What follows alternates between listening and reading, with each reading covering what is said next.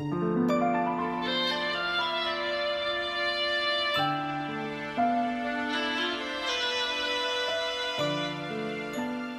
and welcome once again to Raising Questions. This time we have a totally disorganized batch of questions, literally from all over the world. One of our first questions, for instance, is about Brexit.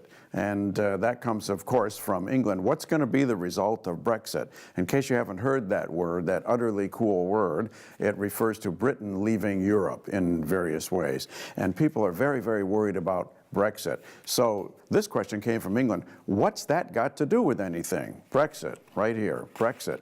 And the answer is, or the answer so far is, it's very, very hard to tell. But it does seem to tie in with other things that come together to make something of a common theme among the questions that we've gotten this week, again, from all over the world. So the first one was, what is Brexit, not breakfast, but what is Brexit going to do with the rest of the world? And I'm still failing to pronounce it correctly. It's Brexit. Well, it has something to do with Hungary. Maybe that's why I said breakfast. Who knows? Hungary. The point is that Hungary, which is a very old country in Europe, used to be part of the communist orbit, and now it's a democracy. Well, it's gone through some changes. It's not the pure type of democracy that everybody thought was going to erupt magnificently in East Europe after the Russians left. As a matter of fact, they've got a new leader there who says, what we want is an illiberal economy. Believe it or not, actually said that. And he's gone, that leader of Hungary has gone to a position that stresses authoritarianism. So the question again from Hungary, what's that got to do with anything? And the point is that it has a lot to do with the Trans-Pacific Partnership. Trans-Pacific Partnership. This is a question from Japan. What's that got to do with anything? Well, if you take those two or three things that I just mentioned, those two or three questions, you can see that with other things there's a pattern. There's a splitting. There's fragmentation in the world. We have gotten out of the TPP, the Trans-Pacific Partnership, because President Trump took us out of it. That's all there was to it. Took us out of the negotiations, I believe, before it even became finalized. Now again, what's that got to do with anything? Here's a question from Montana.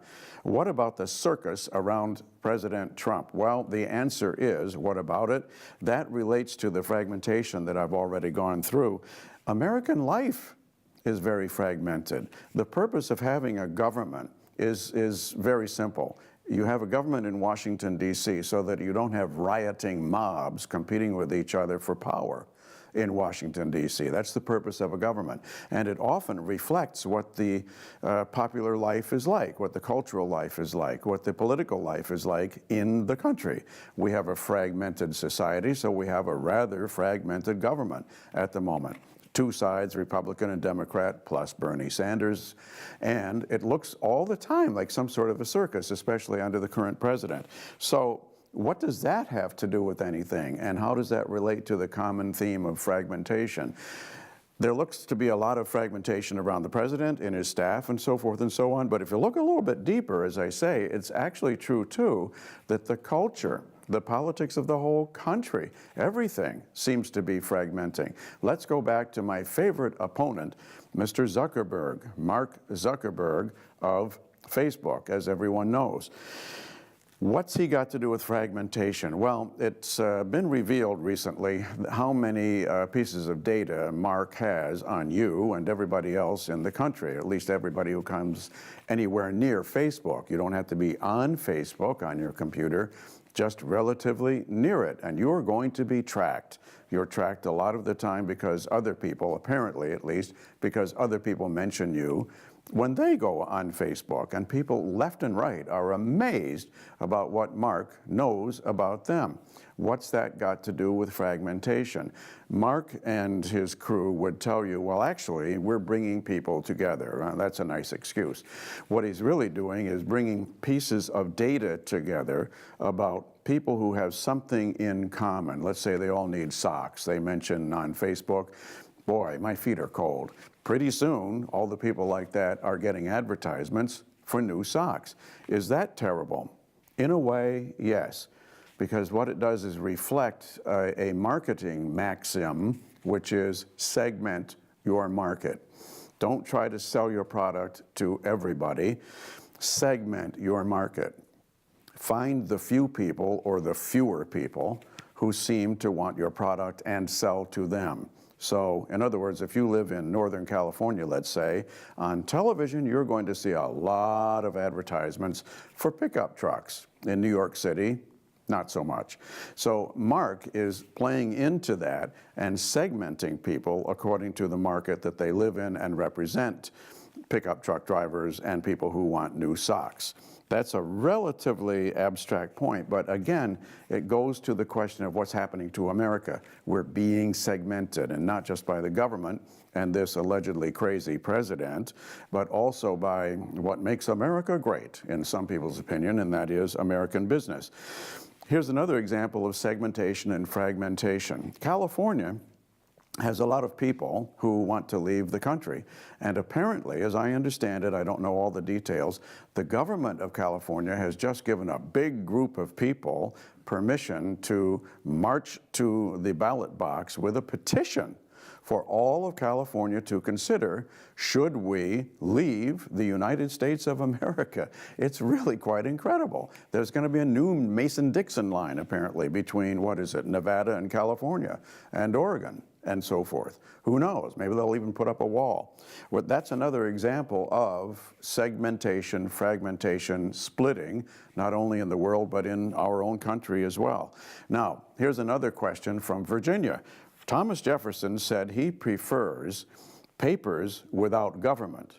That's better than government without papers. Jefferson preferred papers without government. In other words, if there were only newspapers and no government, Jefferson would have been happy than with the other situation. Well, we have a lot of newspapers, and they're trying to save the country, some of them are anyway, from the fragmentation and other problems that I've been talking about. But you know what's undoing a lot of the good work of journalism is the new or relatively new American penchant in the media, papers included, for infotainment. You've heard that horrendous word. There seems to be no division anymore between the news sections of newspapers and other media and the entertainment sections. Things are now blending together. So on straightforward news, with some serious news, you hear, to my mind, irrelevant and relatively idiotic comments about which movie has made the most money over the weekend. Well, that's not that terrible, but entertainment, it seems to me, is now blending into the news and into our minds in a way that is making people a lot less serious about the news. People are getting very serious about entertainment instead, and they're not being entertained with a grand purpose in mind, in my opinion. Now, what's that got to do with business without government, or newspapers without business and without government, et cetera, et cetera? Well, in a remarkable segue here, maybe we should just give up. Maybe things are so bad we need to give up. The point is that Jefferson may have hit the nail on the head. Maybe we do have newspapers without government. Maybe his point should have been, we don't have government. We don't have government. In this country, basically, we don't. We don't have an overarching force or energy that brings people together. Instead of that, we have business cut loose from regulation, again, with our friend Mark. And a guy named, a writer named Kurt Vonnegut Jr. said, in answer to all of this, he said, a step backward after a wrong turn is a step in the right direction. So if you've turned right or left instead of the direction you want to go in, you do have to make a correction to get in the right direction by taking a step backward, first of all. So Vonnegut pointed that out. Well, is it possible that this whole mess can come down to our being saved, if it's not too late, by a president and by a system that has garnered an awful lot of criticism? If you look at Syria, for instance, what has Mr. Trump done there? He has announced that he wants us out of Syria and quickly. Then he's probably announced 18 different other things. But it seems to be, if you're a mind reader at least, that Mr. Trump is serious about getting out of Syria. He wants us out of there so that the Russians, the Iranians, and the Turks can deal with each other in Syria without our involvement. Personally, I think that's great. We're going back to Vonnegut here. That's a step backward. It's a step out of the Mideast. It's about time we did that. If Trump had been in power during Vietnam, maybe he would have said, you know what? Why don't we just tell the North Vietnamese and the South Vietnamese to settle it themselves, and once they do, they can sell us shirts. They can make new factories, and they can sell us shirts and other stuff, that's, of course, precisely what's happened. North and South Vietnam are reunited, and we buy a lot of things from them. Why didn't we do that 50, 60 years ago? And why don't we start doing something like that in the Middle East, if it's possible at all? Well, one way to go backwards, and this is almost the final point today, would be to follow the British. You've heard a lot of news. There's been some new kid born to a relative of the Queen, and he is scheduled to take over the country in a few decades. And everybody pays a lot of attention to that. A lot of magazines in the grocery store wouldn't sell issues unless they had something like that on the cover, and boy, do they have that on the cover. And that points to one thing. A lot of people criticize the monarchy in Britain as basically a band of thieves. They're extremely rich, they do virtually no work, and they have a great life. On the other hand, they do give the country a family, a small group of people to look to for some sense of moral, political direction in their national life. The Queen never says anything, let's do this or let's do that, but somehow people have a feeling that behind the government and slightly above the government is a force that's more or less eternal, the monarchy, and slightly, because it's royal, slightly divine. It's in closer touch with the divine and with the eternal than mere politicians.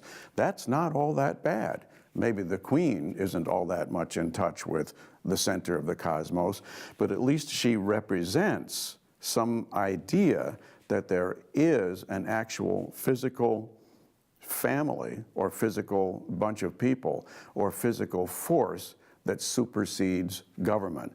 We in America don't have that. We have nothing beyond the president.